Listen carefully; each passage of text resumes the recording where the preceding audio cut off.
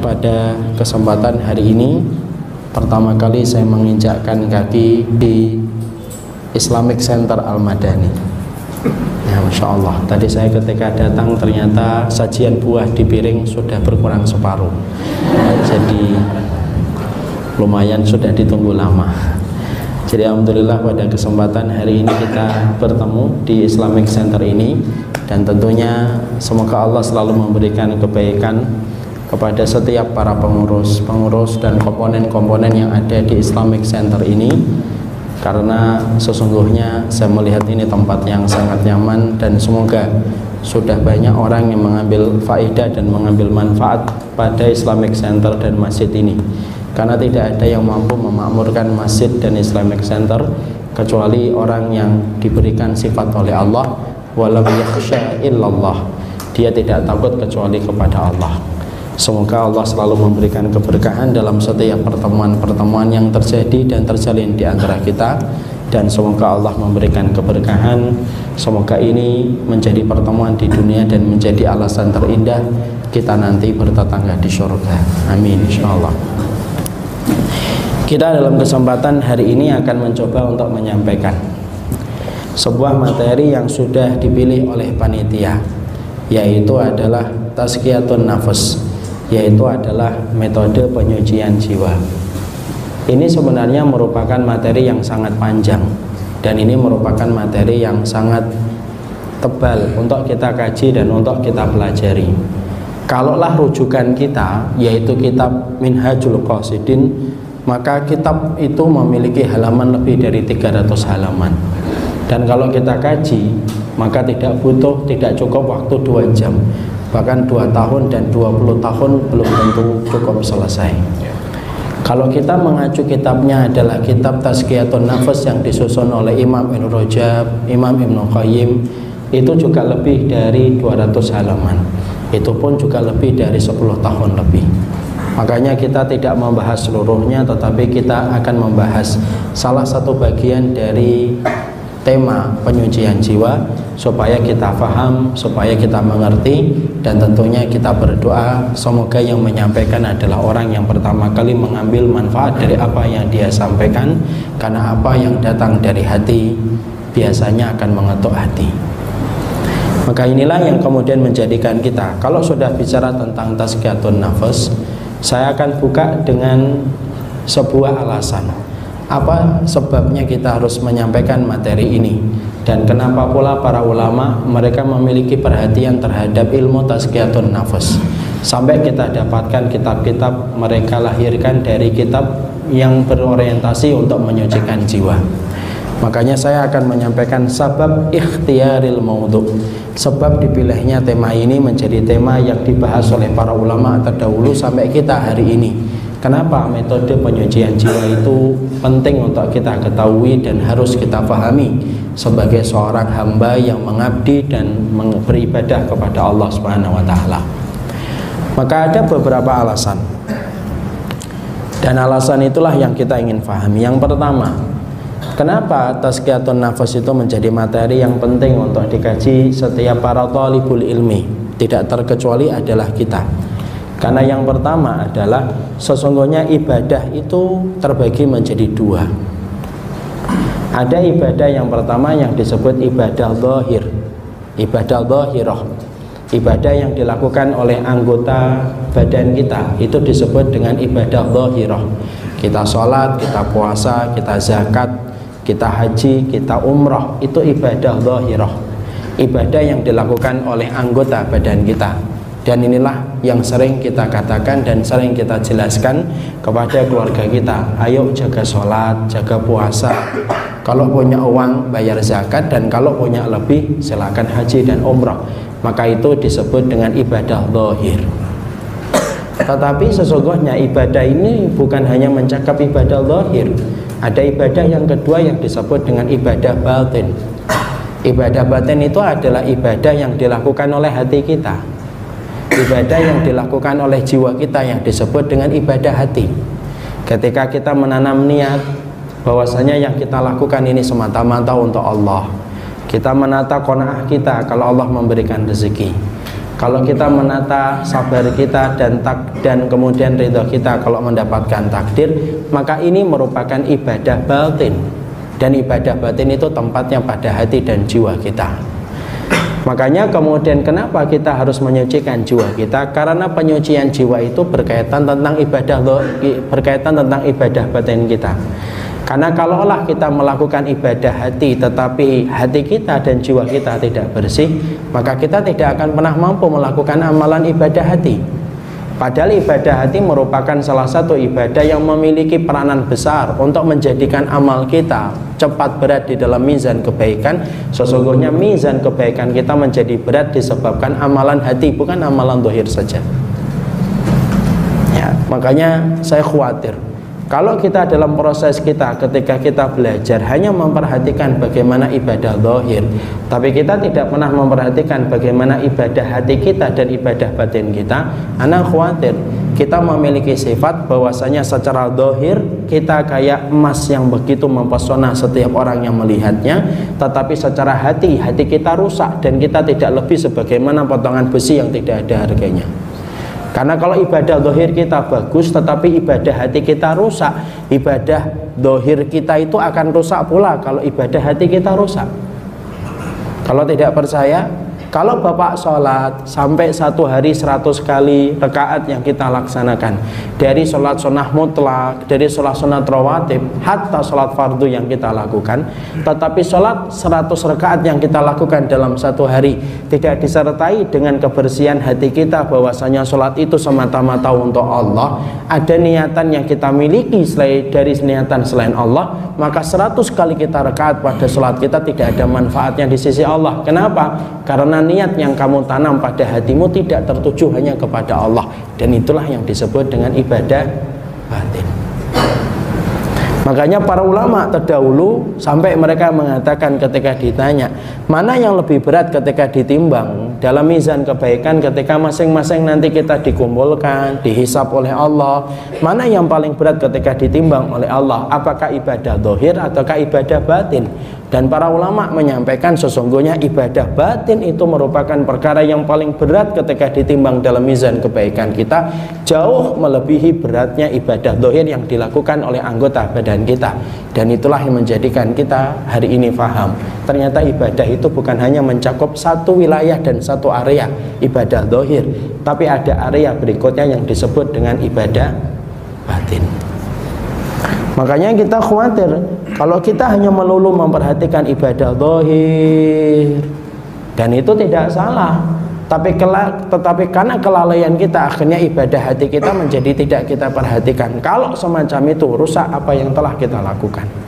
Ustadz, tunjukkan mana dalilnya bahwasanya ibadah hati sangat berperan pula untuk membentuk bagaimana ibadah zahir kita, dan tunjukkan dalilnya bahwasanya ibadah hati lebih berat di dalam mizan kebaikan daripada ibadah zahir. Oke, saya akan tunjukkan dalilnya. Dalilnya itu adalah ketika kita mendapati Rasulullah menerangkan kepada kita orang-orang yang pertama kali diputuskan nasibnya oleh Allah dan dijebloskan oleh Allah ke dalam neraka pertama kali. Mungkin kita akan membayangkan peminum khamr, salah. Pezina, salah. Mungkin kita akan membayangkan pembunuh, salah. Tapi ternyata Rasulullah mengatakan dalam satu riwayat Muslim yang disampaikan dari Abu Hurairah, Rasulullah itu bersabda, inna awalan nasi yugda yaumal qiyamati salasatun. Orang yang pertama kali diputuskan nasibnya oleh Allah, dipanggil di padang mahsyar ketika yang lain harap-harap cemas untuk dipanggil oleh Allah. Ada 3 orang yang dipanggil oleh Allah dan diputuskan nasibnya untuk masuk neraka terlebih dahulu. Siapa? Yang pertama, rajulun qatala fi sabilillah. Yang pertama adalah laki-laki yang dia berperang selama hidupnya, seumur hidupnya dia berperang, sampai meninggalnya pun di tempat peperangan. Dan kita paham ya, jihad itu puncak amalan Islam. Artinya tidak ada yang nandingi puncak dari amalan ini setelah jihad itu tidak ada lagi. Mentok puncaknya itu jihad. Harusnya amalan jihad itu amalan yang dikatakan para salafus salih, amalan inilah amalan yang akan mendekatkan posisi kita dengan Nabi dan para Rasul kalau di surga. Maka orang tersebut dipanggil oleh Allah pertama kali. Lalu Allah menghisapnya, Allah bertanya kepadanya, ma'amil tafi, ngapain dulu kamu ketika di dunia? Orang itu berkata, qataltu, saya ini berperang. Untuk siapa? Fika, untukmu ya Allah. Allah kemudian mendebatnya, Allah mengatakan, kadzabta, bohong, dusta. Sesungguhnya kamu berperang itu supaya kamu disebut pemberani dalam setiap peperangan yang kamu ikuti. Faqad qila, dan orang itu sudah menyebutmu sebagai pemberani. Diseret wajahnya ke daratan mahsyar, dilemparkan ia ke dalam neraka pertama kali mencicipi api neraka. Waliyadzubillah. Itu adalah mereka yang menjadi mujahid, yang melakukan puncak amalan Islam, tetapi ternyata terkleset di dalam masalah niatnya yang merupakan ranah ibadah hati. Keplesetnya dia dalam masalah niat menyebabkan dia dimasukkan ke neraka pertama kali. Di situ menunjukkan kepada kita ibadah zahir itu sampai mentok ke amalan jihad, tapi tidak disertai dengan amalan hati yang benar, yaitu niat, rusak ibadah zahir walaupun menjulang tinggi. Yang kedua, orang yang ngajar. Yang ketiga, orang yang sedekah. Dan mereka ternyata justru menjadi orang yang pertama kali masuk neraka ketika kepleset dalam masalah niatnya. Niat, ibadah hati. Jihad, ibadah zahir. Dakwah, ibadah zahir. Nyari ilmu, ibadah zahir. Sedekah, ibadah zahir. Maka ibadah zahir ini walaupun tampaknya mempesona, walaupun tampaknya memukau, tapi ketika amalan hatinya itu rusak dan kepleset, maka ibadah yang sudah memukau dalam ibadah zahir menjadi rusak parah disebabkan ibadah hatinya rusak. Dan itulah untuk menunjukkan kepada kita, jangan main-main sama ibadah hati, karena ibadah hati itu menentukan proses ibadah zahir kita juga. Makanya Imam Abu Hanifah kan pernah nangis gara-gara ngobrol dengan seorang anak kecil. Kepleset Imam Abu Hanifah, anak kecil itu berkata, alah ndak apa-apa Imam, kamu hanya kepleset di dunia. Kepleset kita di dunia hanya keseleo, tetapi keplesetnya hati kita nanti di akhirat, itulah yang menyebabkan kita akan dimasukkan ke neraka. Dan itulah yang menjadikan Imam Abu Hanifah menangis. Jadi itu dalil pertama untuk menunjukkan kepada kita, jangan main-main. Jadi kalau kita kemudian beribadah, jangan hanya engkau perhatikan sholatmu, jangan hanya engkau perhatikan bagaimana umrahmu, tapi perhatikan apa yang bertengger pada hati kita, karena sesungguhnya ibadah ini itu memiliki peranan yang paling besar di sisi Allah. Makanya sampai kita menjumpai Abu Bakar itu menjadi manusia yang paling utama setelah Rasulullah, itu bukan karena sholatnya. Abu Bakar itu menjadi manusia yang paling utama setelah Rasulullah bukan karena puasanya. Dan Abu Bakar menjadi manusia yang paling utama setelah Rasulullah itu bukan haji dan umrahnya. Tapi Abu Bakar itu menjadi manusia yang paling utama setelah Nabi. Iya. Sampai Rasulullah SAW bersabda di dalam satu kitab, yaitu buku sirah, diterangkan kalau seluruh manusia itu ditaruh di dalam satu timbangan, lalu seluruh manusia itu ditaruh di timbangan satu sisinya, seluruh manusia di sini nih, dari ujung timur ke ujung barat, dari utara ke selatan, semua manusia dikumpulkan pada satu timbangan.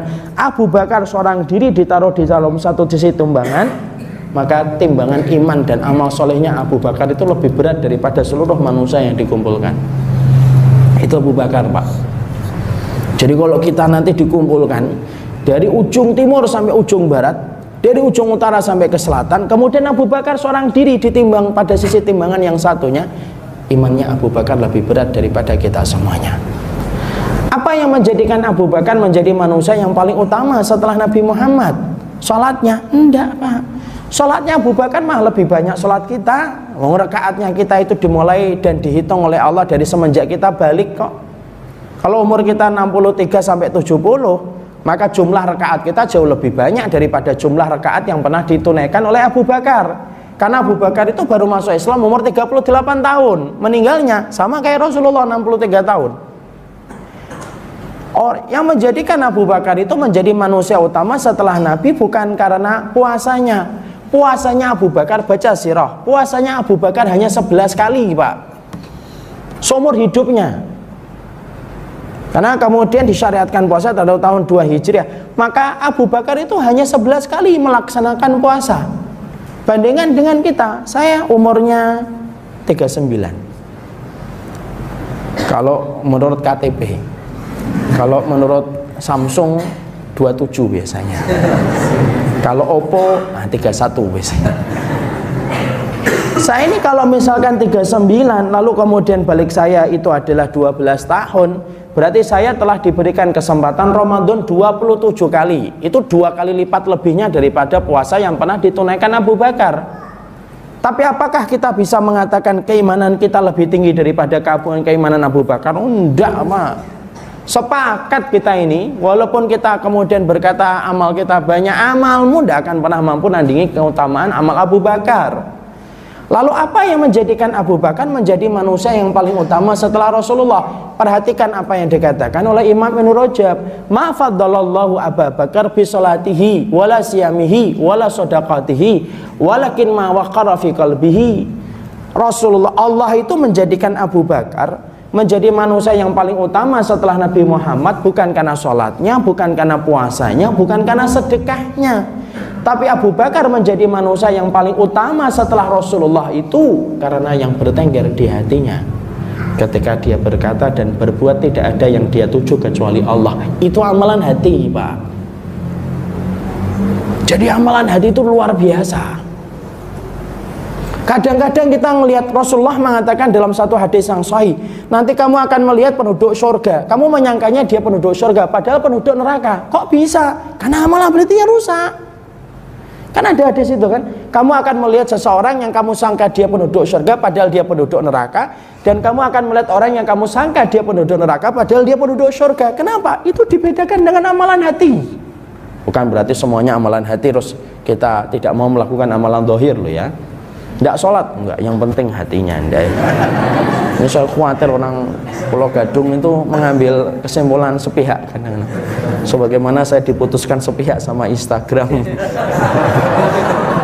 Nah, sedikit cerita sedikit. Maka bukan begitu, tapi amalan hati itu berpengaruh besar pada kehidupan kita ketika beribadah kepada Allah. Makanya yang paling besar kedudukannya untuk ditimbang oleh Allah itu adalah amalan hatinya. Makanya maaf ya Pak, kalau kita nanti ngecek di YouTube, kadang-kadang kita ngelihat di YouTube ada orang yang penampilannya tidak sekhusyuk ustadz-ustadz kita, jenggotnya nggak sepanjang ustadz-ustadz kita, jubahnya nggak sekhusyuk, nggak sepanjang ustadz-ustadz kita. Tapi kenapa kok mereka meninggal dalam kondisi sujud kayak yang di Tebet? Ada yang meninggal ketika khutbah, ada yang meninggal ketika sedang menghafalkan Quran dan membaca Quran. Walaupun penampilannya tidak sekhusyuk kita mungkin yang selama ini sudah mengkhusyukkan penampilan kita, dan itu termasuk syiar dan itu ibadah. Bukan berarti itu tidak penting-penting. Tapi yang menjadi renungan kita, kenapa ada orang penampilannya tidak sekhusyuk kita, penampilannya tidak sebagaimana syiar yang kita tunjukkan dalam setiap kita berpakaian, tetapi meninggalnya dalam kondisi husnul khatimah. Padahal meninggal husnul khatimah itu menjadi tanda bukti yang tidak bisa dibantah, Pak. Sampai Rasulullah mengatakan, jangan kamu percaya seseorang, jangan kamu dustakan seseorang sampai kamu melihat bagaimana dia dimatikan oleh Allah. Karena kematian husnul khatimah itu cukup menjadi penjelas semua yang kita lihat dari dirinya ketika hidup. Kenapa kok mereka bisa husnul khatimah padahal penampilannya biasa? Itu loh Pak, amalan hatinya. Makanya sampai kita mendapati hadis riwayat Imam Ahmad, mungkin hadis ini sudah sering saya sampaikan berulang-ulang dalam setiap kesempatan majelis. Sampai kita mendapati sebuah hadis Nabi, ada seorang sahabat Nabi yang dikatakan oleh Rasulullah, ya telak fikum rajulun min ahlil jannah. Ini bentar lagi ini ada laki-laki penduduk surga. Yang datang laki-laki Ansor, nenteng sandal dengan tangan kanannya, tangan kirinya, kemudian jenggotnya basah. Berulang-ulang Nabi mengatakan yang semacam itu sampai 3 kali.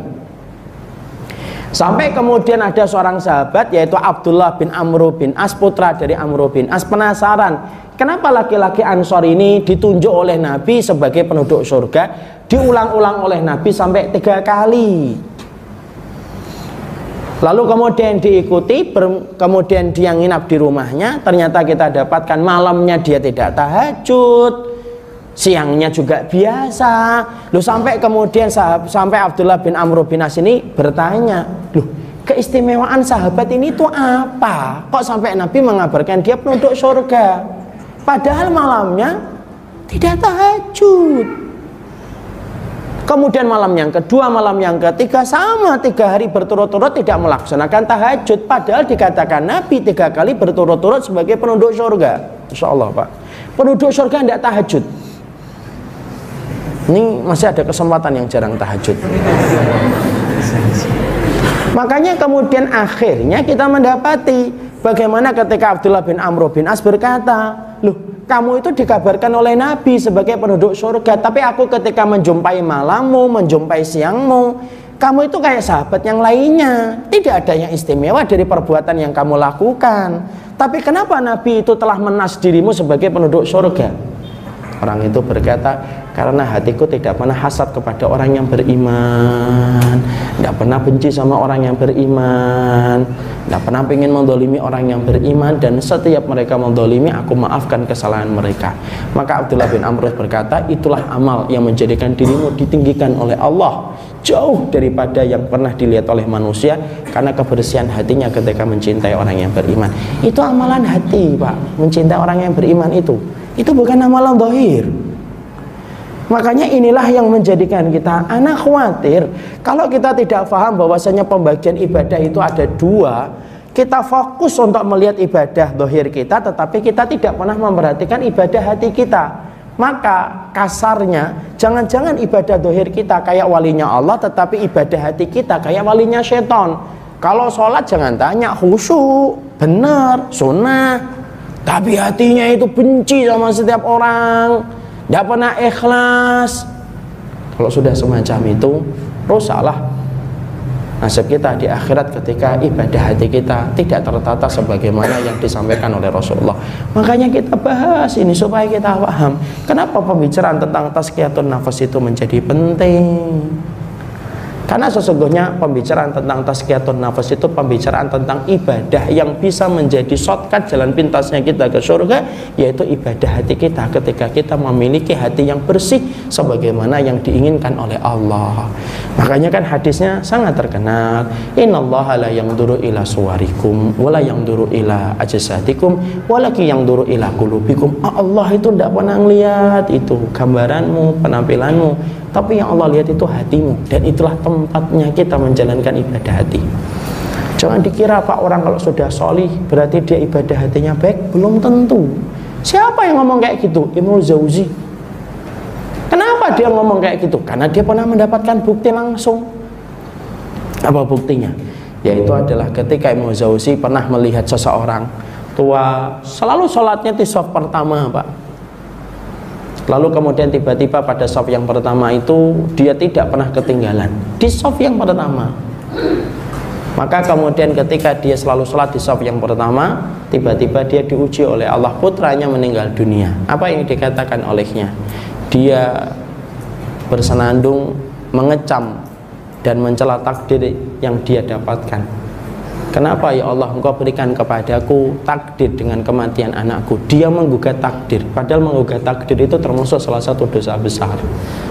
Disitulah Ibnu Jauzi berkata, belum tentu orang yang ahli ibadah itu menjadi orang yang tertata hatinya sampai dia betul-betul menempa hatinya sebagaimana hati yang diinginkan oleh Allah dan Rasulnya.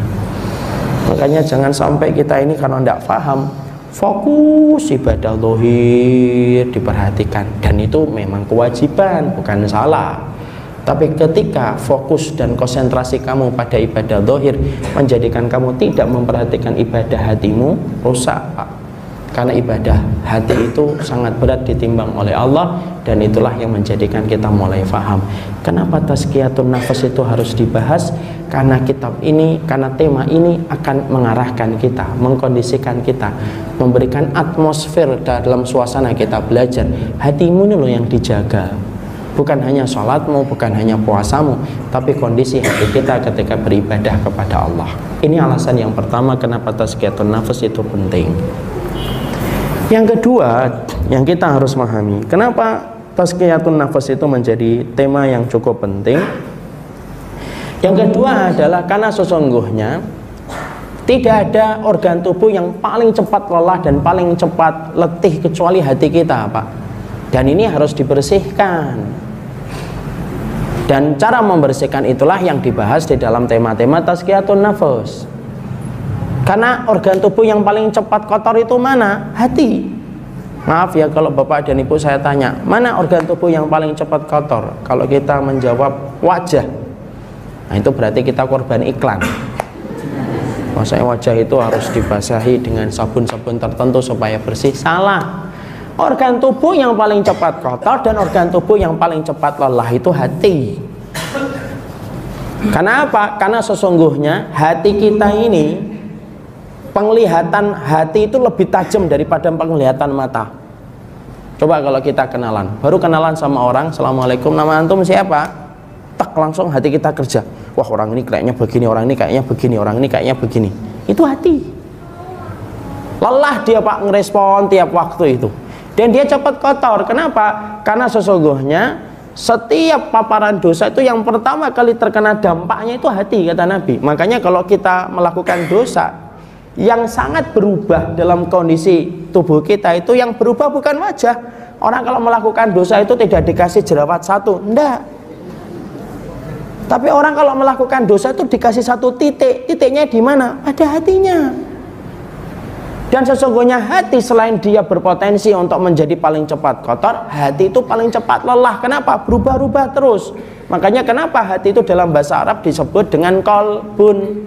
Kenapa kok hati disebut kolbun? Lisurati inqilabiha, karena cepat berputar-putar dan berbolak-balik. Itu hati. Contoh ya, kadang-kadang kalau kita baru kenalan sama orang gitu, pagi-pagi dia cerita sukses mengelola bisnis online, omsetnya hampir 100 juta per hari. Maka kita pagi langsung mengatakan, wah kelihatannya saya bisa mengikuti jejaknya, dan insya Allah omset saya akan lebih daripada dia. Itu pagi. Nanti siang beda lagi. Siang ketemu temannya, yang ternyata temannya sekarang sudah mulai menghafalkan Quran dan sudah hafal 5 juz. Nah itu keinginan untuk pebisnis online lupa pagi itu. Kenapa? Ketemu sama teman yang hafal Quran. Dia akan berkata, insya Allah nanti saya akan jadi penghafal Quran saja, dan saya insya Allah hafalannya lebih banyak daripada dia. Itu siang. Itu siang. Nanti malam berubah lagi, buka WA gitu. Kemudian kita ngeliat ada teman kita mengelola rumah anak yatim. Saking barokah dia ketika mengelola anak yatim, asalnya rumahnya 200 meter, sekarang banyak yang nyumbang rumahnya jadi 1000 meter, menjadi tempat yang nyaman untuk anak yatim. Nah, sudah berubah. Kelihatannya saya bisa ini mengelola anak yatim ini. Itu manusia. Hati kita itu paling lelah. Hati kita ini paling letih. Makanya ketika kita mengetahui itu hati kita, melihat orang beda-beda ini. Kalau sekarang memperhatikan materi tazkiyatun nufus, masya Allah, saya akan menjaga hati saya. Sore. Ini sore. Nanti malam ketemu dengan materi tentang antara Prabowo dan Jokowi, ya sudah berubah materi tazkiyatun nufusnya. Ini kelihatannya harus nomor 2 ini. Contoh. Ya sudahlah. Yang terpenting kemudian nomor 2 lagi misalnya. Itu contoh. Maka kemudian itu berubah lagi. Kenapa kemudian hati kita cepat berubah? Karena sesungguhnya tidak ada perkara yang kemudian paling cepat mempengaruhi kondisi hati kita kecuali adalah hati. Cepat berpengaruh, Pak. Makanya ketika kita paham bahwasanya hati kita paling cepat terpapar dengan pengotornya dan hati kita paling cepat lelah, carilah tempat untuk mengistirahatkan hati kita, dan tidak ada obat untuk mengobati hati kita kecuali kepada pemaparan ilmu dari para ulama ketika mereka membahas bagaimana tentang masalah tazkiyatun nufus, membersihkan hati kita. Karena pada kondisi itulah kita akan merasakan bagaimana membersihkan hati kita ketika lelah dan ketika letih. Dan ingat, membersihkan hati tidak sama dengan membersihkan anggota badan yang lainnya, karena membersihkan segala sesuatu itu beda-beda. Membersihkan handphone berbeda dengan kita membersihkan piring. Membersihkan piring berbeda dengan kita membersihkan kamar mandi. Membersihkan kamar mandi berbeda dengan kita membersihkan mobil. Itu ada caranya masing-masing. Kalau kita samakan antara membersihkan mobil dengan membersihkan handphone, rusak Pak handphone kita. Ya, kita samakan membersihkan piring dengan membersihkan handphone, rusak handphone kita. Kayak laptopnya seorang ustadz sahabat saya itu. Anaknya itu ketika ngelihat bapaknya selalu bawa laptop gitu, anaknya kasihan ya, kok laptopnya Abi jarang dicuci ya gitu. Bapaknya tidur Pak, diambil laptopnya, dicuci, dimasukkan ember, dicuci kayak nyuci baju, cuci gitu. Sudah bersih dikeringkan, kemudian dikasih handuk, diletakkan, Bi dibangunkan, Bi. Atif, nama anaknya itu Atif. Atif sudah nyuci laptopnya Abi, jadi Abi nanti kalau pakai sudah bersih, wangi. Bapaknya langsung kaget. Ketika dihidupkan sudah tidak hidup, sudah tamat riwayat handphone apa laptopnya. Nah, itu salahnya gitu. Sama kalau membersihkan handphone, membersihkan HP, tidak sama dengan kita membersihkan lainnya, maka sama pula sesungguhnya membersihkan hati jangan sampai salah. Makanya kenapa tazkiyatun nafas itu menjadi materi yang penting untuk kita bahas dalam kehidupan kita menjadi thalibul ilmi. Yang kedua, karena sesungguhnya pada materi dan pada tema itu kita akan tahu bagaimana cara membersihkan hati kita, mengkondisikan hati kita, mengkondisikan jiwa kita supaya diridhai oleh Allah. Dan sungguh Pak, menjaga kesucian hati dan jiwa itu pekerjaan yang tidak pernah mengenal cuti, tidak pernah mengenal istirahat. Pekerjaan itu selama hayat di kandung badan, maka kita diperintahkan untuk menjaga hati kita setiap waktunya dan setiap saatnya. Karena apa? Itu jauh lebih berat dari semua ibadah yang kita lakukan pada perkara-perkara yang lainnya. Salah menyebabkan rusaknya kehidupan kita. Makanya saya masih ingat, bapak-bapak dan ibu masih ingat, sekitar 10 tahun, 10 tahunan yang lalu lah, ada gelombang artis-artis yang saat itu pergi ke padepokan, meninggalkan hingar-bingar dunia keartisan mereka, sampai kemudian mereka pergi ke padepokan. Mereka niatnya bermeditasi, mereka ingin meditasi, mereka pergi ke padepokan yang dulu kita itu bingung di padepokan itu apa saja yang dilakukan oleh mereka. Ternyata mereka menyampaikan kami bermeditasi. Tapi ternyata setelah beberapa tahun barulah terungkap satu persatu. Ternyata di tempat padepokan itu justru malah terjadi banyak kerusakan, sampai terjadi yang perzinahan di tempat yang mereka anggap itu menjadi tempat mereka bermeditasi. Disitulah kita paham, membersihkan hati harus benar formatnya, aturannya harus benar, dan tidak ada tempat yang paling baik untuk membersihkan hati kita kecuali adalah pada ilmu yang disebut dengan tazkiyatun nafas. Itu alasan yang kedua. Alasan yang ketiga, para ulama lalu menyebutkan kenapa kita ini harus membicarakan tentang masalah konsepnya hati. Yang ketiga, karena sesungguhnya pada hati kita itu terdapat surga, Pak. Karena sesungguhnya di dalam kehidupan dunia ini ada surga, dan surga itu tempatnya pada hati kita. Jadi kalau ada orang yang mengatakan surga dunia itu kalau melihat penampakan dan pemandangan dan fenomena yang indah, salah. Ada yang melihat pantai bening, bersih, kita mengatakan inilah surga dunia, salah. Surga dunia bukan pada pemandangan, surga dunia bukan pada fenomena-fenomena indah yang kita jumpai, salah. Tetapi namanya surga dunia itu terletak pada hati. Mana dalilnya antum bisa mengatakan sesungguhnya di dalam kehidupan dunia ini ada surga, dan surga itu ada pada hati kita? Perhatikan perkataan dari Imam Ibnu Taimiyah ketika Ibnu Taimiyah itu berkata, inna fid dunya la jannatun man lam yadkhuluha lam yadkhulil jannah fil akhirah. Sesungguhnya di dunia ini ada surga. Siapapun yang tidak pernah mencicipi surga di dunia, maka dia tidak akan pernah memasuki surga di akhirat. Ketika Imam Ibnu Taimiyah mengatakan ini, diberikan penjelasan oleh Imam Ibnu Qayyim, muridnya beliau rahimahullahu ta'ala. Beliau lalu menjelaskan apa itu yang dimaksudkan oleh Ibnu Taimiyah dengan jannatun fid dunya, surga di dunia.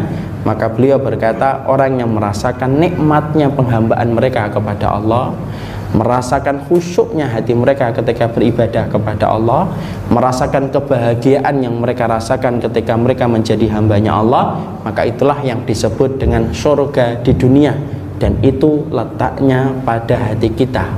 Dan kalau orang tidak pernah merasakan surga pada hatinya ketika di dunia, sampai Imam Ibnu Taimiyah berkata, orang yang tidak pernah merasakan surga hati pada kehidupan di dunia, maka dia tidak akan pernah merasakan surga pada kehidupan di akhirat, kalau kemudian dia tidak pernah merasakan surga hati pada kehidupan di dunia.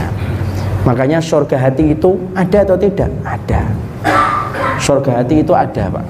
Makanya kita menjumpai kisah-kisah luar biasa dari orang-orang yang mereka membuktikan betul bahwasanya dalam hati mereka itu terdapat surga ketika mereka sudah beriman sama Allah, dan kisah itu betul-betul nyata. Makanya kalau kita membaca, saya akan ambilkan contoh-contoh bahwasanya surga hati itu ada, dan surga hati itu termasuk surga dunia. Dan kalau kita belum pernah mencicipi namanya surga hati kita pada kehidupan di dunia kita, wallahi berarti kita susah untuk membayangkan diri kita akan merasakan surga di akhirat kalau tidak pernah merasakan surga hati pada kehidupan kita di dunia. Saya ambilkan contoh, Pak. Contoh-contohnya banyak. Ada salah satu sahabat wanita Nabi, namanya Ummu Khonsa. Sebelum dia masuk Islam, Ummu Khonsa ini hidup pada kondisi jahiliyah. Dan ketika jahiliyah, termasuk Ummu Khonsa ini orang yang memobilisasi keluarganya supaya memerangi Nabi. Keluarganya Ummu Khonsa ikut dalam perang Badar. Dan dalam peperangan itu, salah satu keluarganya Ummu Khonsa itu meninggal dunia, kakak tirinya Ummu Khonsa. Berita ketika selesainya perang Badar, berita nyampe kepada Ummu Khonsa, kakak tirinya itu ternyata meninggal dunia pada perang Badar melawan Nabi. Maka Ummu Khonsa menyesal luar biasa, nangis, dia tepuk-tepuk pipinya, dia sobek-sobek bajunya, dia jatuh di dalam berbelasungkawa sampai berbulan-bulan. Padahal yang meninggal bukan kakak kandungnya, tetapi baru kakak tirinya. Itu kondisi Ummu Khonsa sebelum dia mengenal iman. Setelah Ummu Khonsa akhirnya dengan kehendak Allah dia mendapatkan hidayah masuk Islam. Lalu kemudian Ummu Khonsa setelah masuk Islam, maka Ummu Khonsa, Masya Allah, kemudian betul-betul merasakan nikmatnya iman. Sampai kita menjumpai Ummu Khonsa ketika terjadi peperangan jihad, Ummu Khonsa membangun sebuah kemah. Dia kumpulkan 4 putranya untuk ngumpul bersama dengan beliau. Ummu Khonsa berkata kepada 4 putranya laki-laki, ibu pingin supaya kalian besok ikut berperang membela kalimat Allah. Dan ibu ingin supaya kalian 4-4-nya tidak ada yang kembali dalam kondisi hidup kecuali kalian telah gugur pada peperangan. Mungkin kita akan menyangka, alah itu cuma lip service saja. Ternyata tidak. Pagi harinya satu persatu anaknya beliau pamit meninggalkan ibunya untuk berperang. Menjelang siang, kurir dikirim kepada keluarga satu persatu yang meninggal keluarganya dalam peperangan, tidak terkecuali Ummu Khonsa. Ummu Khonsa diberitahu oleh kurir 4 putranya meninggal gugur di jalan Allah. Perhatikan, seorang wanita ditinggalkan 4 putranya. Padahal kita paham ya, musibah paling besar bagi seorang wanita itu bukan ditinggalkan suami, tapi musibah paling besar seorang wanita adalah ketika dia menghadapi kenyataan anaknya meninggal dunia dan dia harus menabur tanah pada jasad anaknya. Itulah musibah paling besar. Tapi yang terjadi, Ummu Khonsa hanya meneteskan air mata. Dalam beberapa riwayat dijelaskan dia sempat sujud syukur ketika 4 putranya sudah meninggal dunia. Dia akhirnya seorang diri, Pak, sampai dia meninggal dunia, dan tidak ada kegembiraan yang dia paling besar rasakan kecuali dia mendapati 4 anaknya sudah dibeli oleh Allah di dalam peperangan. Itu surga hati, Pak. Kalau kisah ini kita lihat di film, mungkin kita akan mengatakan fiktif. Kalau kisah ini pernah kita lihat di drakor, drama Korea, kita pasti mengatakan ini rekayasa. Kalau kisah ini kita pernah lihat di Bollywood, apalagi Bollywood, Pak, loncat aja bisa dibuat fiktif loncatnya mereka itu. Ninju sebelum kena ke muka sudah terlempar jauh, itu India. Tapi kisah ini kita baca dalam hadis-hadis Rasulullah SAW untuk menunjukkan kepada kita surga hati itu nyata, Pak, dan itu bukan sesuatu yang dinamakan dengan rekayasa. Saya akan tambahkan, ada seorang sahabat namanya Urwah bin Zubair. Itu ketika beliau pernah tertancap panah ketika dalam peperangan akan dicabut oleh sang tabib. Ketika akan dicabut oleh sang tabib, maka kemudian beliau berkata, jangan cabut sekarang, saya merasakan sakit pada panah yang menancap pada betisku ini. Tabib berkata, kapan saya akan mencabutnya? Nanti saja, kalau saya sholat silakan dicabut. Dia sholat, dicabut sama sang tabib. Saking khusyuknya dia sholat, dia tidak merasa kalau panah itu sudah dicabut. Ketika dia salam, maka dia berkata, nazak tahu, sudah kamu cabut? tabibnya mengatakan sudah kami cabut. Masya Allah, saking khusyuknya dia dalam sholat, panah yang nancap di betisnya itu dicabut tidak terasa. Dan ketika membaca dalam hadisnya riwayat Muslim itu saya mikir panjang, Masya Allah ya, sekhusyuk apa itu ibadah dia dalam sholatnya itu. Sampai kemudian ketika sholat, ketika panah dicabut dari badannya dia tidak merasa. Kita ini kalau sholat saja nyamuk belum apa-apa itu sudah gatal duluan kita ya. Padahal nyamuknya belum ngapa-ngapain itu. Nyamuknya baru mengatur strategi dan rencana untuk itu kita sudah gatal duluan. Di situ kita paham, loh ternyata itu Masya Allah itu. Saya pernah baca lagi di Palestina. Di Palestina itu saya pernah membaca ada seorang ibu diberitahu sama petugas dari negara Israel penjajah itu, memberitahu anak dia yang ada di penjara itu mati di penjara dan akan dikuburkan secara rahasia oleh pihak Israel dan tidak dikembalikan kepada keluarganya. Loh, saya itu membaca dia, kalau tidak salah di Hidayatullah itu kemudian ibunya bangun, baru saja diberitahu anaknya meninggal dunia di penjara dan mayatnya tidak dikembalikan lagi ke dia dan akan dikuburkan secara rahasia oleh pihak Israel. Ibunya malah hari itu langsung membuat roti yang paling enak yang pernah dia buat. Setelah itu dibagi-bagi roti itu. Ketika ditanya, kenapa kok kayak gitu, Bu? Karena anak saya sudah meninggal di tangan orang yang dibenci oleh Allah. Berarti anak saya berada pada jalan yang benar. Dan itu dibagi roti. Kenapa kita dapatin hal semacam itu begitu nyata? Karena surga hati itu ada, akhi.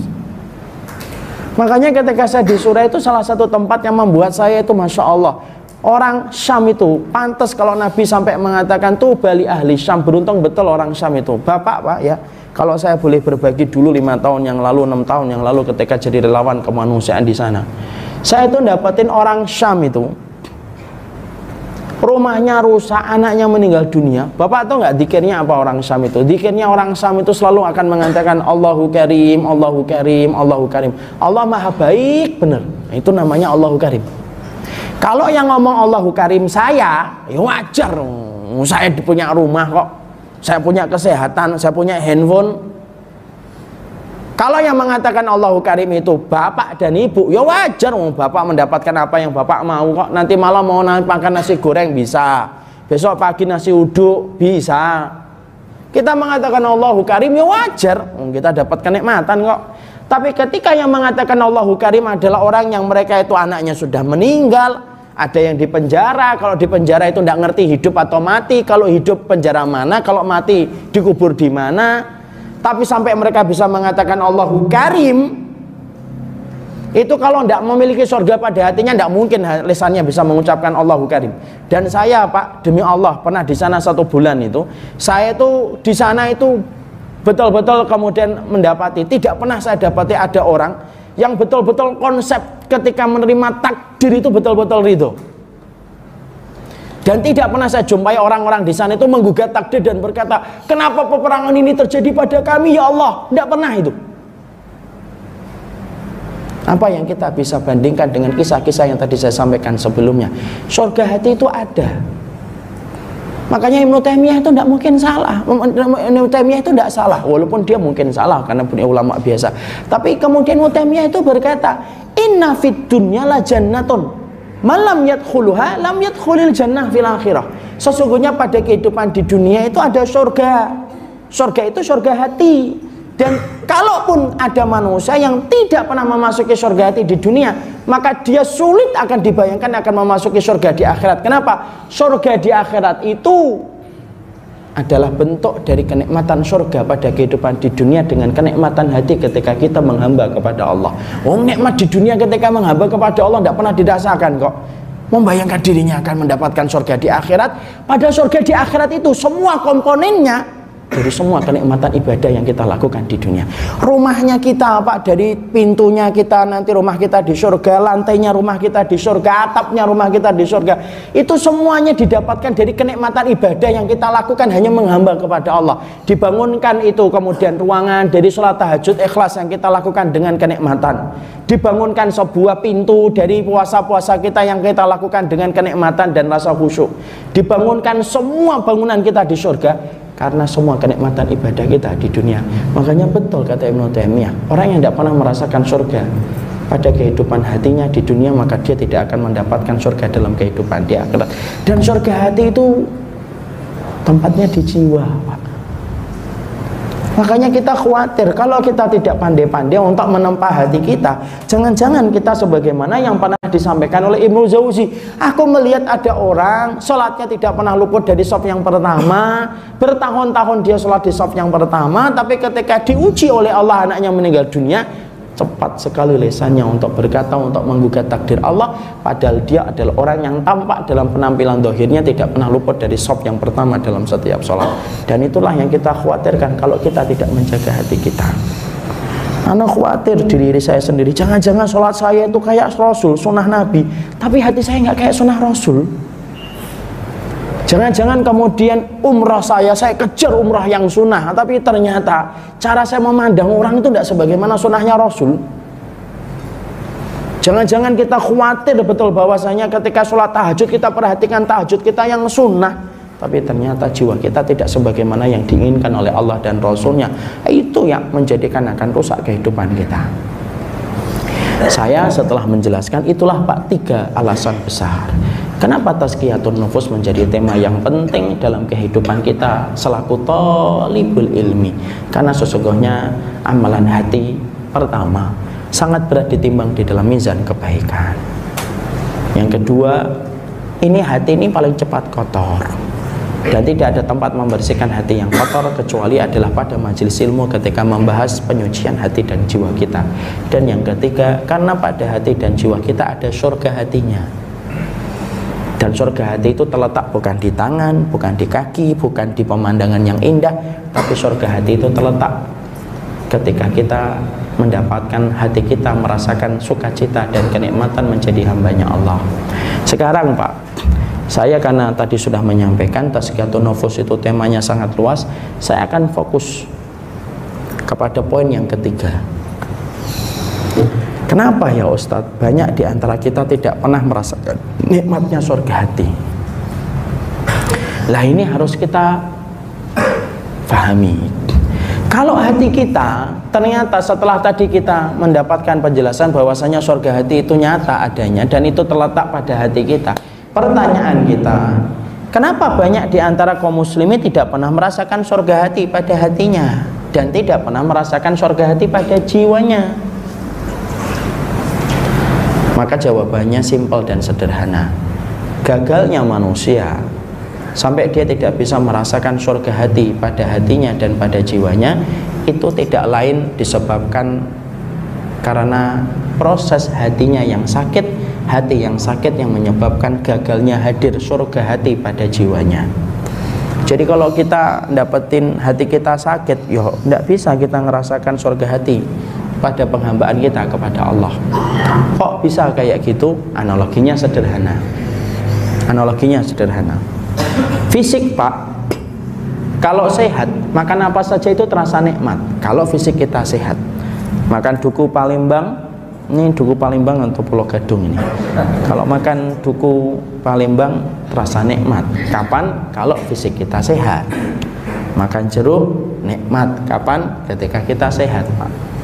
Bahkan kita makan orek dan tahu sekalipun akan terasa nikmat ketika nasinya anget, dikasih sambal itu pun terasa nikmat. Kenapa itu semua jadi nikmat? Karena fisik kita sehat. Coba kalau fisik kita sakit, semua kenikmatan yang tersaji di hadapan kita tidak terasa nikmat walaupun harganya mahal. Kita misalkan disuguhi dengan kopi, teh, kopi susu, harganya 50.000 per gelas. Tapi ketika kita lagi sakit, maka kenikmatan kopi susu 50.000 tidak ada nikmatnya, tetapi terasa hambar dan pahit. Kenapa? Yang salah bukan susunya, yang salah itu lidah kita yang sedang sakit. Kalau kita tiba-tiba disuguhi nasi goreng ataupun steak lah, steak abuba yang harganya 180.000 yang paling tinggi, yang paling empuk, yang well done, Kemudian ketika kita lagi sakit ngincipin, walaupun itu dagingnya empuk sekalipun, maka kita akan berkata ndak enak. Orang yang menyajikan itu mungkin jengkel. Loh, ini itu steaknya mahal. Iya. Kenapa kamu mengatakan pahit padahal sudah dikasih saus, sudah dikasih garam? Bukan karena steaknya yang pahit, tetapi karena badan kita yang sakit. Maka disitulah kita paham kenapa kenikmatan ibadah, keridhaan kepada takdir yang harusnya menjadi surga hati kita dan menjadi muara kebaikan kita justru tidak pernah kita rasakan. Dan kita khawatir kalau kita tidak pernah merasakan surga hati pada kehidupan di dunia, maka kita yang akan menyesal ketika tidak merasakan surga di akhirat. Maka pertanyaan, kenapa kita tidak merasakan surga hati? Jawabannya simpel, hati kita sakit, Pak. Makanya sholat tidak terasa nikmat, dikasih ujian terasa sesek dadanya, dikasih dengan rezeki oleh Allah ketika kurang, hilang rasa qanaahnya. Kenapa? Hatimu yang sakit.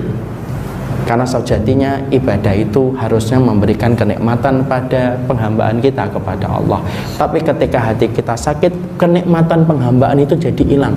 Sebagaimana fisik yang sakit menjadikan kenikmatan makanan dan minuman itu menjadi hilang. Ya, makanya ketika kita kemudian merasakan kalau kita memang sudah tidak merasakan surga pada hati kita, berarti kita harus betul-betul untuk memperbaiki hati kita. Iya, mengobati hati. Dan ternyata mengobati hati termasuk salah satu ranah di dalam ilmu tazkiyatun nufus. Dan para ulama itu mengatakan, kalau kamu ingin mengobati hati, sekali lagi Ibnu Jauzi mengatakan, mengobati hati yang sakit itu persis sebagaimana mengobati fisik yang sakit. Maka beliau mengambil perbandingan Ibnu Jauzi. Kalau kamu hatimu sakit, cara menyembuhkan hati yang sakit itu sama dengan mengobati fisik yang sakit. Nah, sekarang kita bedah dulu, ngobatin fisik yang sakit itu gimana? Kita ini kalau sakit, Pak, maka ikhtiar yang dilakukan oleh kita itu mendatangi dokter. Tabib ataupun dokter ketika kita datangi, biasanya dokter itu akan memberikan kepada kita 3 tahapan. 3 tahapan. Tahapan yang pertama, kita datang ke dokter, kita ngomong, "Dok, leher saya kenceng banget ini, kepala muter-muter, dok." Ini penyakitnya orang di atas umur 40 tahun. Dan saya belum, alhamdulillah, bentar lagi insya Allah.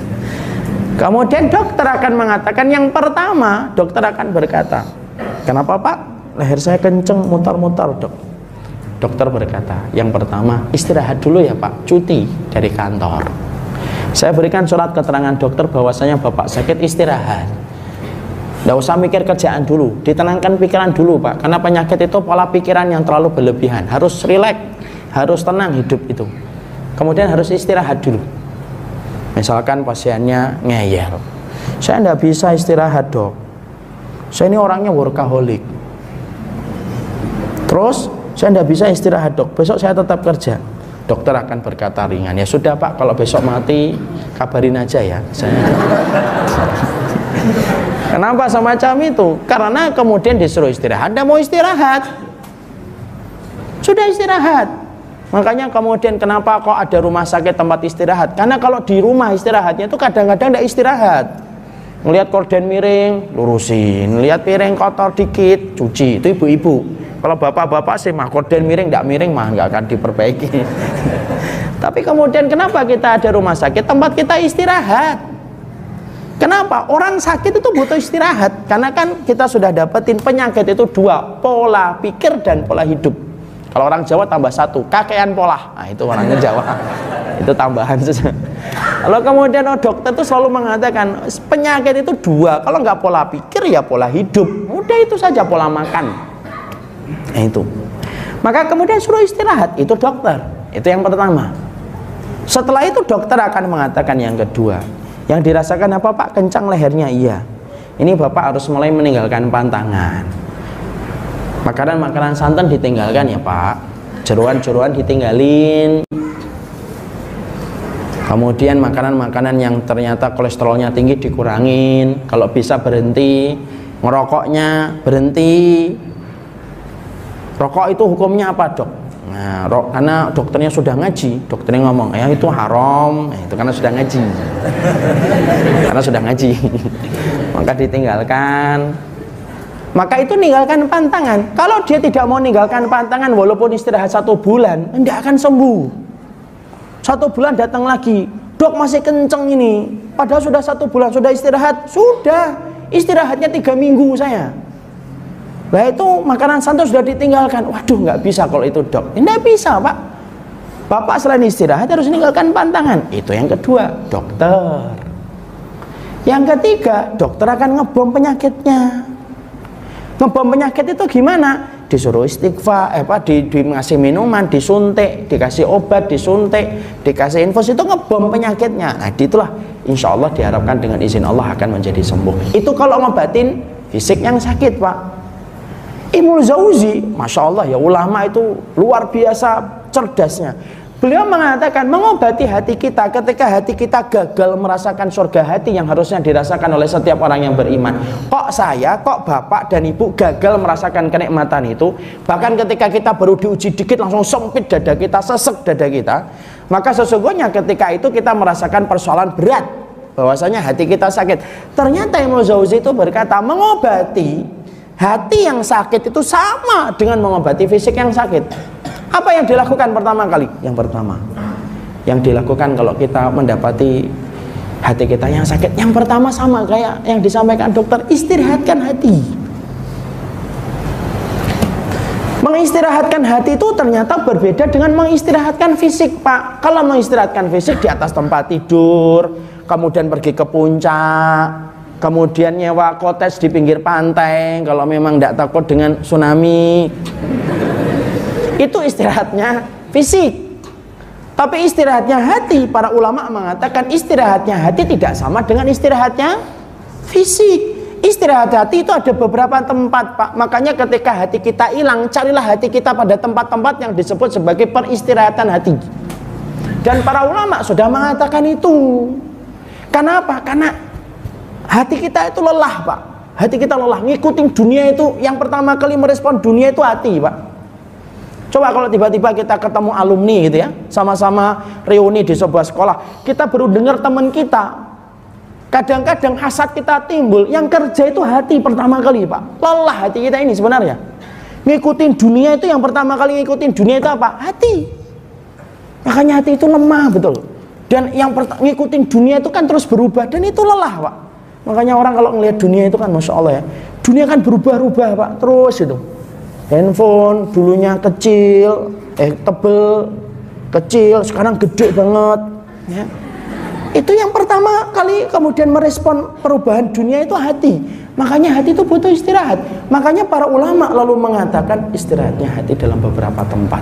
Makanya di mana tempat istirahatnya hati? Pertama, para ulama mengatakan di majelis ilmu. Itu istirahatnya hati. Makanya kalau kita sudah merasakan hati kita yang semakin berat, yang pertama kali istirahatkan hatimu. Dan mengistirahatkan hati itu pada majelis ilmu. Karena kemudian dengan duduknya kita pada majelis ilmu, maka kemudian lelahnya hati ketika ngikutin dunia, sementara waktu ketika duduk pada majelis ilmu kita istirahat dari merespon dunia, tetapi kita akan merespon tentang urusan surga dan akhirat. Makanya kata Handolah dalam satu riwayat yang sahih, Handolah itu berkata, ya Rasulullah, kalau kami di dekat engkau, terbayang surga dan neraka. Tapi kalau kami pulang ke rumah, bayangan surga dan neraka itu hilang, lalu berganti dengan bayangan keluarga-keluarga kami. Lalu Rasulullah mengatakan, sa'ah, semua itu ada waktunya. Tapi dari hadis itu akhirnya kita paham, dekat dengan Rasul, dekat dengan majelis ilmu itu mengingatkan kita tentang surga dan neraka. Makanya orang kalau duduk di majelis ilmu itu pasti pak, kualitas hidupnya akan berbeda dengan orang yang tidak pernah duduk di majelis ilmu. Dan tempat kita mengistirahatkan hati sementara waktu itu di majelis ilmu. Makanya kalau sudah di majelis ilmu, istirahatkan semua perangkat yang bisa menjadikan kita terkoneksi dengan dunia. Kenapa? Itu loh yang menjadikan barokahnya dalam mencari ilmu hilang. Makanya saya masih ingat betul itu. Ada seorang sahabat Nabi itu ketika ngaji sama Rasulullah, itu digigit kalajengking. Lalu seorang sahabat itu ngingetin,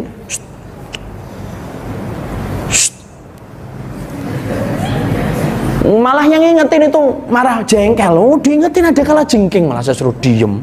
Itu loh kala jengking. Lo sampai selesai, Pak.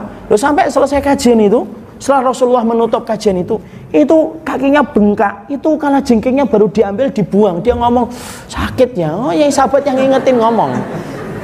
Lo aku udah ingetin dari tadi kok. Tahu nggak jawabannya apa, Pak? Dan ini riwayat sering dijadikan sandaran oleh para ulama tentang adab di dalam majelis ilmu. Sahabat itu berkata, saya tidak mau menyibukkan pikiran saya dengan urusan-urusan yang remeh ketika perkataan Allah dan Rasulnya sedang diperdengarkan dan sedang disampaikan untuk memberikan nasihat kepada hatiku.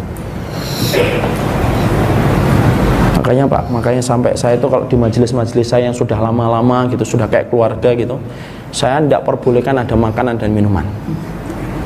Karena di sini baru sekali belum keluarga. Jadi saya belum bisa mengatakan tidak boleh dimakan dukunya. Karena dukunya sudah habis separuh tadi. Tapi sebenarnya di situ tempat kita untuk mengistirahatkan hati. Makanya putus Pak koneksinya dari seluruh kehidupan dunia. Kalau sudah di tempat majelis ilmu, kenapa istirahatnya hati? Makanya orang kalau sudah pulang dari majelis ilmu kan Masya Allah ada perubahan yang terjadi. Walaupun perubahan itu beda-beda. Ada yang sampai seminggu masih surga hati, Masya Allah. Seminggu. Ada yang 3 hari, ada yang 1 hari, ada yang ditutup kafaratul majelis lupa surga hatinya. Tapi yang jelas bahwasanya majelis ilmu itu mengingatkan kita tentang surga dan neraka. Makanya kemudian kita, Pak, kalau kemudian orang jauh dari majelis ilmu, perhatikan ya, demi Allah perhatikan. Orang yang jauh dari majelis ilmu, dia tidak ngerti apa yang kemudian harus dilakukan pada kehidupan ini. Pemuda saja, kalau kemudian antara yang sering datang ke kajian sama pemuda yang tidak pernah datang ke kajian itu beda betul, Pak. Konten omongannya aja beda. Saya pernah itu makan di warung Padang, tapi bukan warung Padangnya yang pengen saya persoalkan, tapi saya makan itu di samping saya anak muda, itu ngomongin Pak pemain bola, tidak berhenti-berhenti sepanjang mainan, sambil ketawa-ketawa, terus pindah ke pacarnya pemain bola. Setelah itu ngobrol, pindah lagi ke game dia. Sampai kemudian saya selesai itu, pembicaranya muter-muter di situ doang, Pak. Padahal ketika saya ngelihat itu umurnya 17, 18, 19, 20-an lah itu. Kenapa mereka membicarakan kayak gitu? Karena tidak pernah tersentuh dengan majelis ilmu. Tapi beda kadang-kadang kalau saya ke pondok tahfidz gitu ya. Coba ada ke pondok tahfidz, di sini ada pondok tahfidz kan, Ustadz ya, kelihatannya ada miliknya Ustadz Ahmad Ridwan. Atau kemudian ke pondok gitu, kita ngelihat anak-anak muda kalau sudah mereka tersentuh dengan ilmu, cara memilih konten pembicaraannya mungkin masih bicara pemain bola, tapi setidaknya ada hal yang lebih penting yang mereka selalu sampaikan. Kenapa? Ilmu itu membentuk kompas kehidupan kita itu berubah, Pak. Makanya sampai Allah ganjar orang yang datang kepada majelis ilmu itu tidak main-main begitu besar. Kenapa? Karena dengan majelis ilmu lah kita kemudian akan ngerti tujuan dalam kehidupan kita. Wong pemuda antara yang nyari istri, orang yang datang ke kajian sama nggak datang kajian aja beda, Pak. Kalau pemuda nggak pernah datang ke kajian, nyari istri, selalu alasannya itu lucu. Kenapa kamu pilih dia jadi istrimu? Karena orangnya imut. Nah ini. Kenapa kamu pilih dia jadi istrimu? Orangnya enak diajak ngobrol. Ini dikiranya pos kamplingnya, Mbak. Karena kemudian dia tidak punya konsep untuk jawab kenapa kemudian dia harus nyari istri. Tapi beda kalau ada pemuda ketika dia sudah ngerti ilmu, selalu yang dicari, kamu pengennya istri yang gimana? Yang hafidhah, Ustaz. Lah kamu hafalannya berapa? 3 surat yang terakhir. Tapi setidaknya kemudian dia itu sudah berbeda, cara memilih sesuatu itu sudah berbeda. Makanya kalau kemudian kita tahu bahwasanya hati kita ini cepat capek, duduk di majelis ilmu. Karena pada duduknya kita di majelis ilmu itu mengistirahatkan hati kita. Makanya kalau saya dan bapak, saya dan ibu kok dibuat tidak nyaman ketika duduk di majelis ilmu, kok tidak bisa menikmati. Padahal banyak teman-teman kita bisa menikmati majelis ilmu. Tanya sama Allah itu, dosa kita apa sampai tidak bisa menikmati majelis ilmu? Karena apa? Karena Rasulullah itu menyerupakan ilmu sebagaimana air hujan. Sifatnya air hujan itu numbuhkan yang mati, menghidupkan yang mati, membasahi yang kering. Berarti kalau orang sedang diatur oleh Allah, duduk kamu di majelis ilmu, berarti Allah itu membuat skenario. Allah ingin hidupkan hatinya dan Allah ingin basahi jiwanya. Dan itu yang menjadikan kita akhirnya Pak, istirahat hati kita Pak. Kok belum berubah 2 kali? Kok belum berubah 3 kali? Kenapa? Karena mungkin dosa kita terlalu tebal. Cara mencucinya itu terlalu banyak. Cara mencucinya itu perlu waktu yang panjang. Makanya majelis ilmu duduk, disitulah kita kemudian akan mendapatkan kebaikan.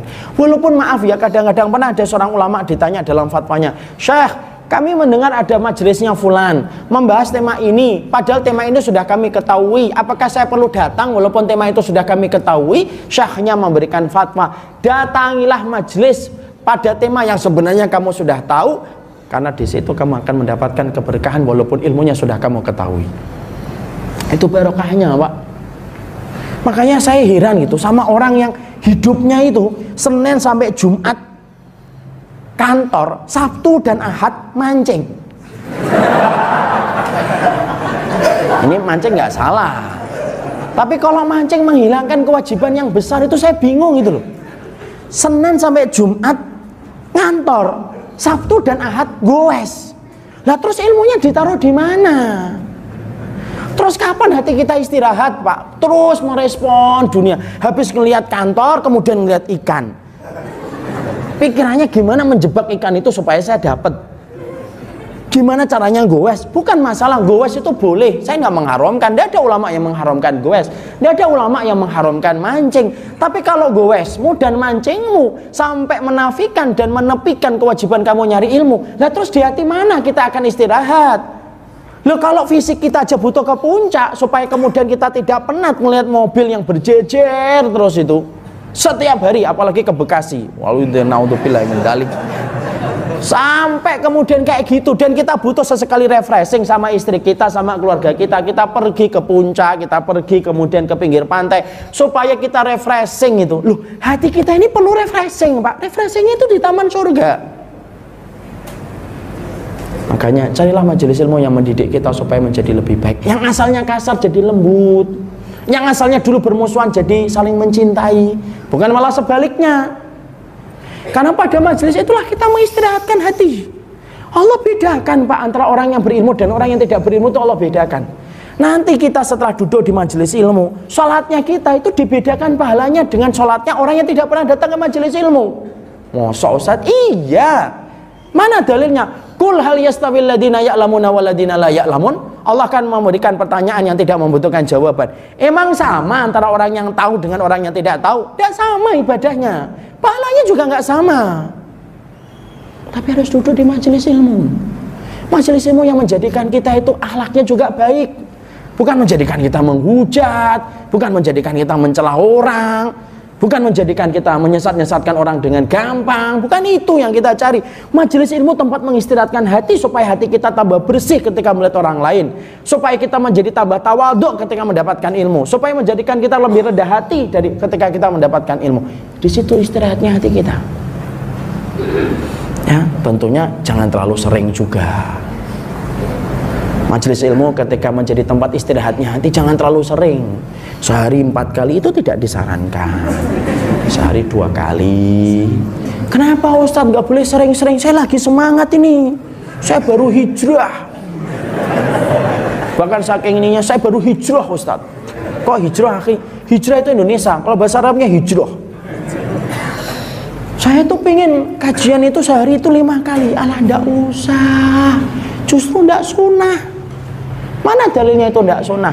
Yaitu ketika Rasulullah SAW itu ketika Abdullah bin Mas'ud ditanya, Bu, kami diajarin sehari itu 3 kali. Loh, Abdullah bin Mas'ud jawab, laisa hakadha allamana Rasul.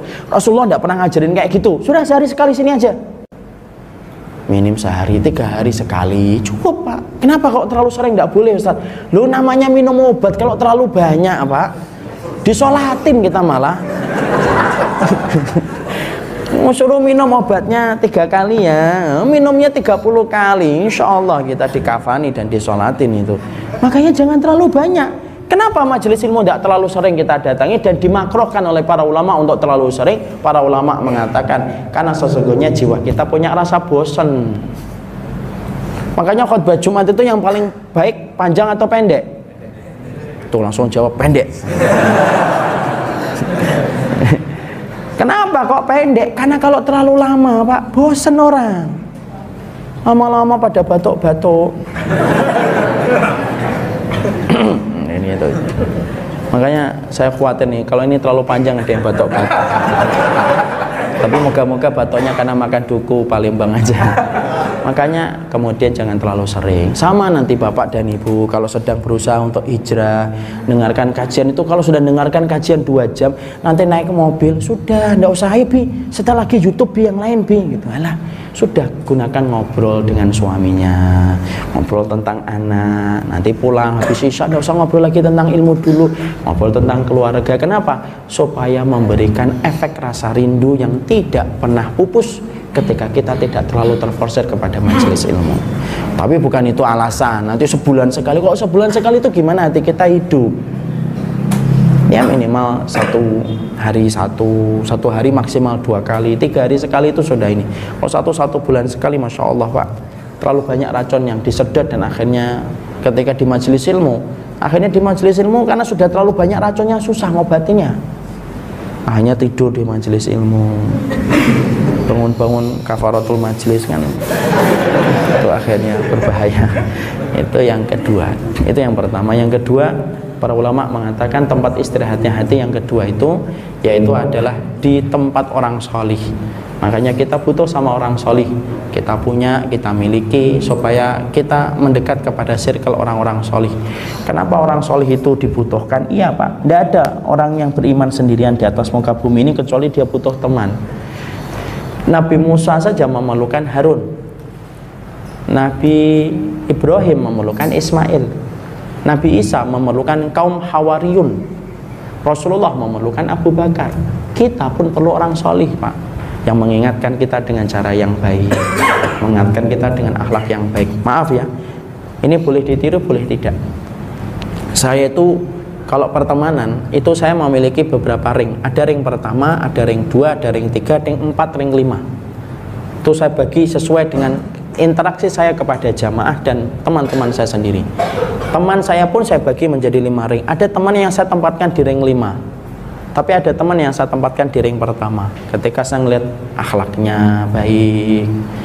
Makanya Pak, kalau ada seorang sama-sama mahasiswa, dia di Madinah, di Fakultas Syariah dan dimanapun, kalau dia itu lesannya terjaga, tidak gampang nyesatin, saya pasti akan bersahabat sama dia. Ring pertama saya ini ada jamaah-jamaah juga yang saya sudah dekat sama mereka dan sudah bonding, sudah kayak keluarga. Ada jamaah-jamaah saya karena sudah perjalanan lama, sudah kayak keluarga bagi saya. Kalau mereka sudah minta apapun itu, selalu saya dahulukan mereka karena saya melihat kebaikan mereka, keimanan mereka dan khidmahnya mereka. Sama dengan teman saya ini. Dan di circle yang pertama, ring pertama itu saya punya orang solih Pak. Saya datang, saya belajar. Belajar itu tidak harus selalu dengan mengatakan qala Allah wa qala Rasul. Duduk di majelisnya mereka, duduk ngobrol, membicarakan tentang keluarganya mereka, itu Masya Allah, itu kayak air, itu bersihkan hati kita. Makanya sampai Allah itu saking senengnya kita itu berteman sama orang solih, sampai dikasih pancingan sama Allah. Apa pancingannya? Kalau kamu mati disolati 40 orang solih yang tidak berbuat syirik sama Allah, kamu dapat syafaat. Itu pancingan dari Allah. Cari orang solih.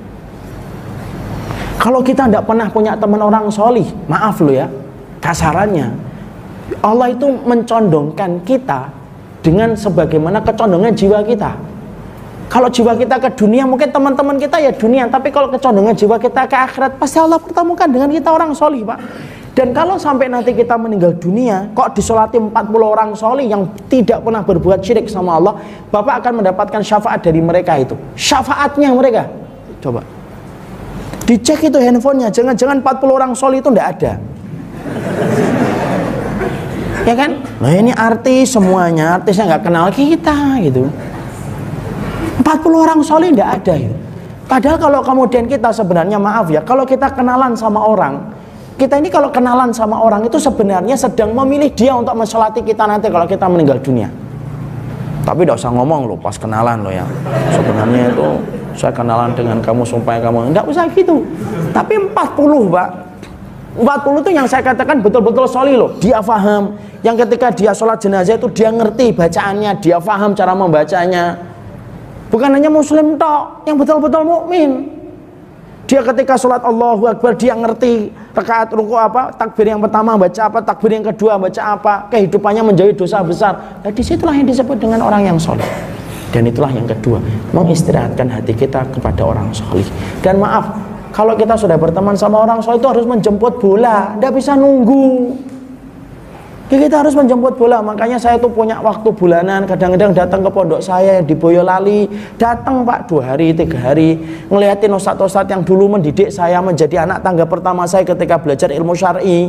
Kehidupan mereka, ngobrol, mereka cerita tentang anaknya, mereka cerita tentang anak-anak mereka yang kemudian ini, itu membersihkan hati kita. Kenapa? Nadrul mu'min ilal mu'min yajlul qalbah. Fudhal bin Iyad mengatakan orang mukmin kalau bertemu dengan orang mukmin itu membersihkan hatinya. Itu yang kedua, mengistirahatkan hati. Dan ini masih panjang Pak, tapi saya nggak teruskan karena memang waktu kita yang terbatas. Yang kedua, setelah kita mengistirahatkan hati, yang kedua apa? Meninggalkan pantangan. Pantangannya itu apa? Dosa Pak. Dan masing-masing dari kita itu pasti akan diuji oleh Allah dengan dosa yang berbeda-beda. Ada orang yang diuji orangnya itu dengan apa? Interaksinya dengan lawan jenis. Dia selalu kalau dalam masalah itu dia gagal. Nah, itu dosanya. Ada yang diuji dengan masalah harta. Kalau dia berinteraksi dengan lawan jenis dia bisa terjaga. Tapi kalau sekali kemudian tergoda dengan harta, dia susah untuk kemudian terjaga. Setiap dari kita itu diuji oleh Allah dengan dosa-dosa yang kita punya kapasitas kelemahan di situ. Tapi tinggalkan dosa itu, karena dosa itu meninggalkan kenikmatan kita di dalam ibadah. Makanya saya tutup saya sampaikan sebuah kisah nyata. Ada seseorang laki-laki yang baru menikah beberapa bulan datang kepada Imam Syafi'i. Dia berkata, saya pertama kali nikah itu saya mendapati istri saya itu cantik betul, tapi setelah beberapa bulan kecantikan istri saya hilang. Imam Syafi'i berkata, "Tal, sini kamu pengen istrimu kembali cantik?" "Iya." Simple, sederhana. Tundukkan pandanganmu 1 bulan saja.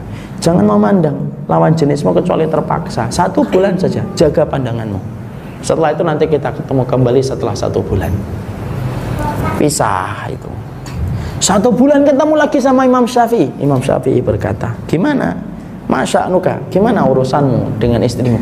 "Masya Allah, istri saya sekarang cantik kembali sebagaimana pertama kali saya menikahinya." Imam Syafi'i kemudian tersenyum. Sebenarnya istrimu itu tidak pernah berubah. Tidak pernah berubah. Tapi ketika kamu menikah, lalu kamu tetap masih biarkan pandanganmu untuk mendarat kepada landasan-landasan yang haram, kepada wanita-wanita yang haram yang sebenarnya tidak boleh kamu pandang. Kamu pandangi mereka, kamu nikmatin itu, pandangan-pandangan itu. Lalu kemudian kamu bayangkan dari wanita-wanita yang kamu pandang itu, setelah kamu berusaha menikmati yang haram, Allah cabut kenikmatan yang halal, Allah campakkan kenikmatan pada yang haram. Akhirnya istrimu menjadi biasa. Tapi ketika kamu berusaha taat kembali, kamu tundukkan pandanganmu disertai dengan komitmen kamu tidak memandang mereka kecuali terpaksa, maka ketika kamu berusaha meninggalkan kenikmatan pada yang haram, Allah ambil, Allah campakkan kembali kenikmatan pada yang halal. Itulah yang terjadi ketika kamu melihat istrimu. Yang haram itu ninggalkan kenikmatan yang halal, Pak. Maaf ya, orang yang dengerin musik itu mungkin nggak bisa nikmatin Quran. Orang yang minum khamr tidak bisa dia nikmatin yang halal. Orang yang berzina, oh wallahi demi Allah itu kalau ada laki-laki yang berzina, booking perempuan sampai berzina, demi Allah itu pasti dia akan pernah menikmati ketika dia mencampuri istrinya. Kenapa? Semua dosa itu mengambil jatah kenikmatan pada yang halal. Jadi kalau kita bertanya, kenapa malam kita itu malam tidak bisa bangun? Simple. Kamu nggak ninggalkan yang haram di waktu siang, Allah cabut kemampuan kamu untuk bangun di waktu malam. Itu kata para ulama. Kenapa Quran kok tidak kemudian kita nikmatin itu? Karena kamu masih menikmati semua perkara-perkara yang sebenarnya kamu tahu itu haram dan tidak ada manfaatnya. Kamu nikmati setiap membaca, mendengarnya, sampai Allah cabut kenikmatan pada yang halal. Dan itulah yang kedua.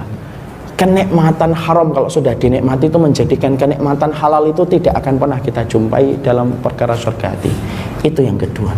Yang ketiga, dibom Pak penyakitnya, yaitu dengan istighfar dan taubat. Taubat 2 rakaat, sholat 2 rakaat. Kapan saja sholat 2 rakaat itu, siang boleh, malam boleh, kecuali pada 3 waktu yang diharamkan oleh Allah. Pada waktu matahari terbit tidak boleh sholat. Pada waktu matahari tepat di atas kita tidak boleh kita sholat. Pada waktu matahari tenggelam tidak boleh sholat. Tapi di lain 3 waktu itu kita sholat taubat. Sholat taubat. Ingat dosa kita pernah meninggalkan sholat, ngambil wudhu, sholat 2 rakaat. Banyak sedekah Pak. Sedekah itu menghapuskan dosa sebagaimana air menghapuskan dan memadamkan api. Istighfar yang banyak. Dan istighfar itu cepat untuk membersihkan hati kita. Itulah yang menjadikan kita memahami, itulah yang disebut dengan surga hati. Jadi makanya kalau saya dan Bapak hari ini pada hati kita belum nampak itu surga hati, kita sering merasa sesak dada kita, sering kita mendapatkan jatah rezeki yang berkurang, kita marah-marah, tidak ada kenikmatan dalam penghambaan kita. Mari kita cek kembali, mungkin hati kita yang sakit, dan tahapan mengobati hati yang sakit ada 3. Dan itulah yang termasuk salah satu pembahasan dalam Tazkiyatun Nufus. Barakallahu fikum. Ini yang dapat saya sampaikan dalam pertemuan hari ini. Semoga Allah memberikan keberkahan kepada kita. Semoga yang khusyuk bukan hanya fisik kita, tetapi jasad kita, tetapi hati kita pun khusyuk. Semoga Allah memberkahi dengan kebaikan. Mohon maaf mungkin untuk sementara ini saya tidak membuka tanya jawab karena terbatasnya waktu. Saya harus bergegas dengan janji yang sudah saya sepakati. Lain kali kalau memang Allah menakdirkan kita berjumpa kembali, kita akan perluas dengan tanya jawab yang lebih lapang waktunya, insya Allah. Senang sekali bisa datang ke Islamic Center Madani, dan tempatnya sangat nyaman sekali. Dan insya Allah ternyata saya baru tahu kalau di Pulau Gadung itu dingin ya. Karena ternyata AC-nya banyak. Semoga Allah memberkahi semuanya dan memberikan kebaikan. Subhanakallahumma wa bihamdika asyhadu alla ilaha illa anta astaghfiruka wa atubu